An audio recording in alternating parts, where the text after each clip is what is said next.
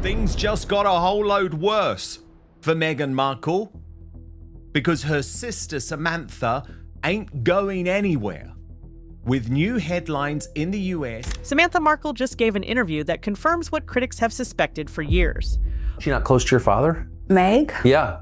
Oh my God, they were incredibly close. While Meghan plays victim on podcasts, her half-sister is revealing the pattern of family destruction that's been hiding behind the compassion narrative. Which was also what was so bizarre. There was a lot going on. Perhaps it was British royal protocol that you say nothing, but the public were making a mockery out of the family, and I felt like it had to stop. The contrast is almost too perfect. One sister crying about mental health and chosen family, the other detailing systematic abandonment and calculated erasure. This isn't just family drama. This is evidence of a PR strategy falling apart in real time. And Samantha isn't holding back. She's dropped 3 revelations that directly contradict Meghan's carefully constructed public image: the father abandonment, the rewritten history, the legal warfare designed to silence family members who dare to speak the truth. You probably think this is just another celebrity family feud. It's not even close. This is about what happens when your entire brand is built on lies that your own family can disprove in court. To your sister? Yes, and to Harry as well. But you didn't at the time, did you?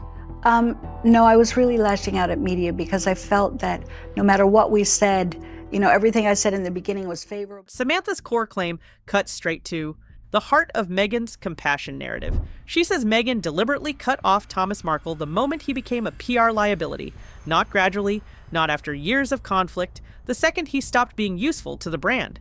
The timeline matters here because it exposes the calculation. Thomas Markle had a heart attack right before the wedding.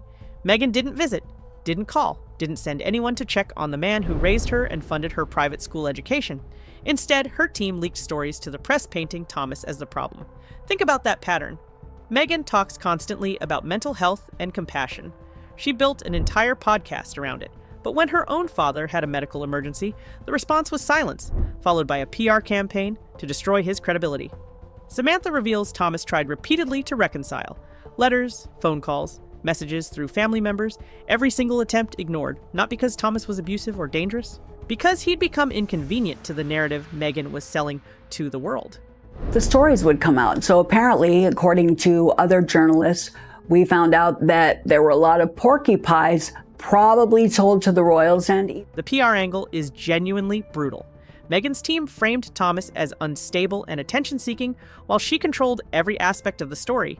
They leaked that he staged paparazzi photos. They suggested he was profiting off her fame. They made him the villain so Meghan could be the victim, who had no choice but to cut him off. But here's what Samantha's exposing. Thomas Markle wasn't some absent father who suddenly showed up when Meghan got famous. He was present throughout her childhood. He paid for her education. He supported her acting career when nobody else believed in it. And the second he made a mistake that threatened her image, he was erased. Samantha provides specific examples of blocked communication. Times Thomas tried to send gifts that were returned, attempts to reach out through mutual contacts that hit a wall of lawyers and PR handlers. The man couldn't even get a message to his own daughter without it being filtered through a team whose job was protecting the brand. The brutal truth is this: Thomas Markle gave Meghan every advantage he could afford. Private school, acting classes, support when she was struggling, and when he needed her most, when he was sick and alone and desperate to reconcile, she ghosted him completely. I worked in broadcasting and radio and for a while, and I've always been a bit boisterous. But I think I said that at a point which it seemed inescapable. There was no return. It seemed as though... So you shouldn't have said it. That's not a family conflict. That's a pattern. And it's the same pattern Samantha says Meghan used on everyone who stopped serving the narrative she wanted to sell. You genuinely cannot claim to be a mental health advocate while systematically destroying your own father's mental health through isolation and public humiliation. The contradiction is too obvious, and Samantha's making sure everyone sees it, but the father situation is just the beginning of the pattern Samantha exposes, because what she reveals next shows this wasn't just about cutting off one difficult relationship. This was about rewriting history itself to fit the victim. Narrative Meghan needed for maximum sympathy. Samantha's revelation about the only child narrative is where Meghan's strategy crosses from spin into provable fabrication. During the Oprah interview, Meghan claimed she grew up as an only child. Not that she felt alone, Not that she had a distant relationship with her siblings, that she literally grew up as an only child. Samantha watched that interview and immediately knew Meghan had just erased her existence on global television, decades of shared childhood memories. And when I said nothing, they created stories, and it was really just, I wanted to point out that it wasn't a function of family ignoring. Family gatherings, holidays together. All of it deleted to create a more sympathetic backstory for the victim narrative Meghan was selling. The receipts Samantha provides are impossible to spin away. Childhood photos with Meghan, family events where they were both present, shared experiences that prove beyond any doubt that Meghan did not grow up as an only child. She grew up with siblings who are now watching her lie about their existence to millions of viewers. Think about the psychology behind that choice. Meghan could have said she felt isolated. She could have described a complicated sibling relationship. Instead, she chose complete erasure, because only child who had nobody plays better than woman with siblings she chose to cut off. This is the same pattern we've seen with other Meghan claims that fell apart under scrutiny. The secret wedding 3 days before the actual wedding that the Archbishop of Canterbury had to correct. The passport surrender story that legal experts confirmed was impossible.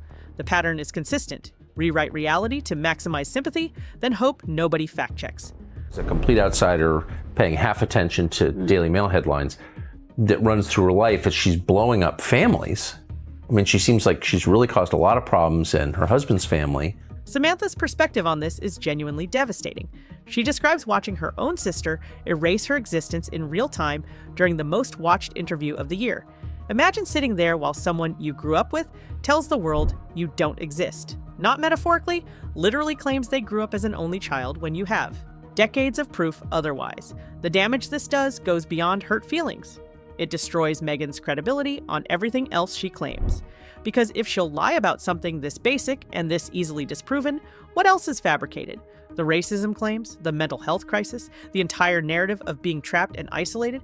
Samantha's not asking people to believe her word against Meghan's.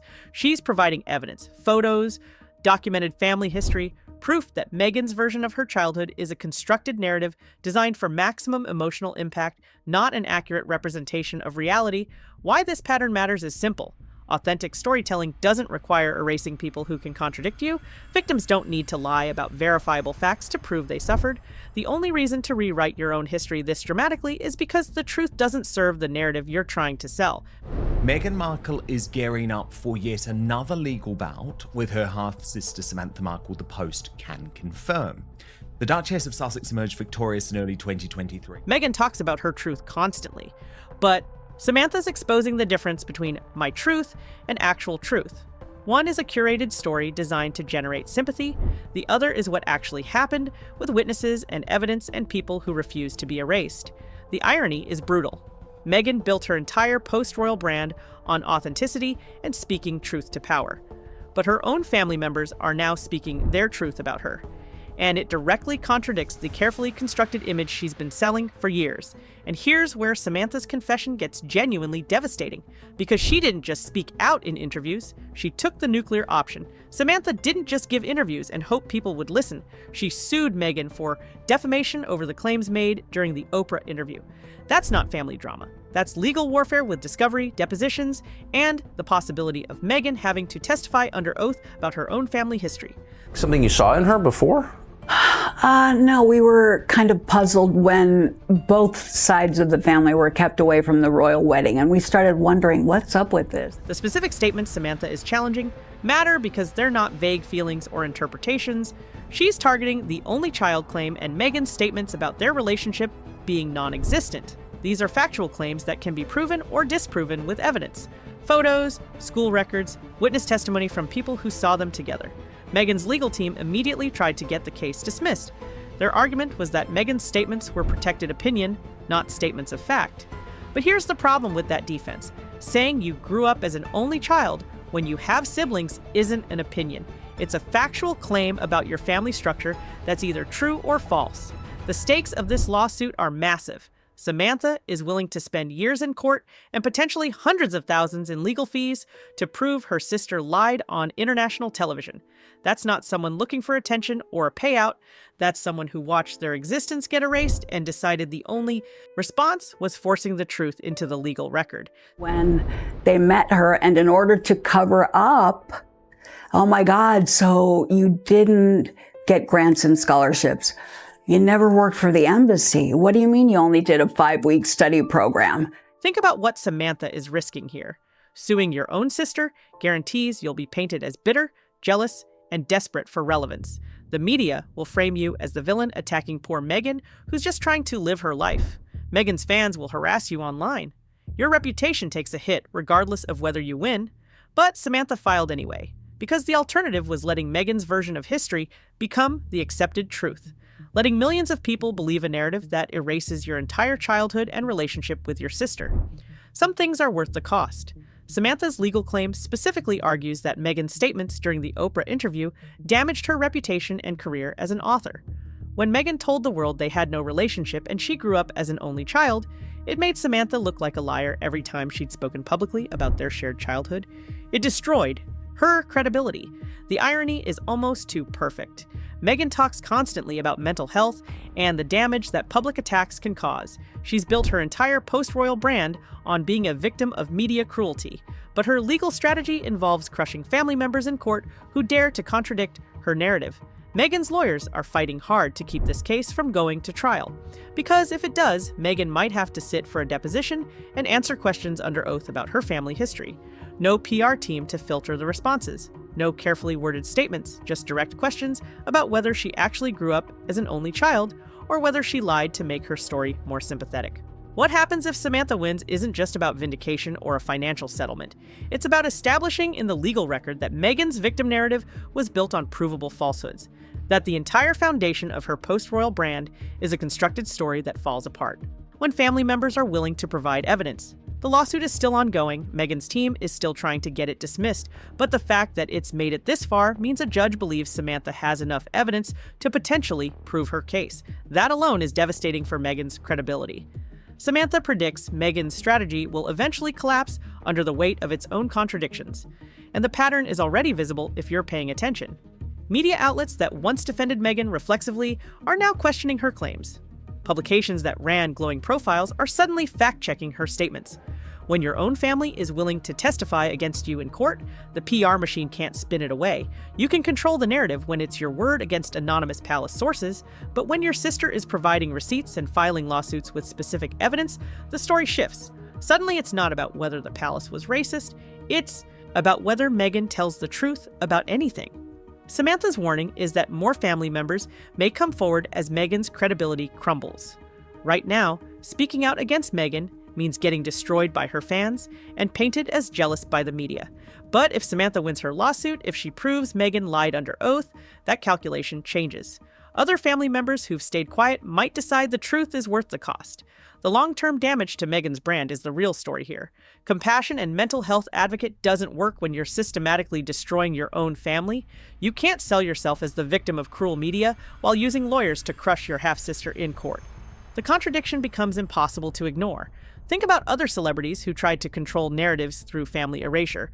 It never ends well, because families don't disappear just because you stop acknowledging them.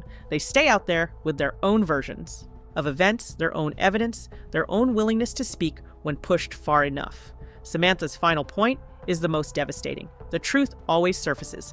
Maybe not immediately, maybe not when it's convenient, but eventually, the constructed narrative collides with reality, and reality wins. Meghan's carefully curated image is built on a foundation of provable lies about her own family. That foundation is cracking. The audience is starting to notice the pattern, the secret wedding that wasn't real. The only child claim that's demonstrably false, the passport story that legal experts debunked. Each contradiction on its own might be forgiven as misremembering or exaggeration, but together they reveal something much worse, a pattern of fabrication designed to maximize sympathy regardless of truth. Once that pattern becomes visible, there's no PR strategy that can fix it. You can't spin your way out of being caught lying about basic facts of your own life. You can't rebrand as authentic when your own family is providing evidence that your entire story is constructed. So what does this mean for Meghan's carefully constructed public image? Samantha's revelations aren't just family gossip. They're evidence of a pattern that undermines everything Meghan claims to stand for. The contrast between the public compassion narrative and the private family destruction is the story. When your own sister is willing to sue you to prove you lied, the brand collapses. Drop a comment if you think Samantha's lawsuit will expose more contradictions. I'll pin the best take. Subscribe for the brutal truth about celebrity PR strategies nobody else will cover.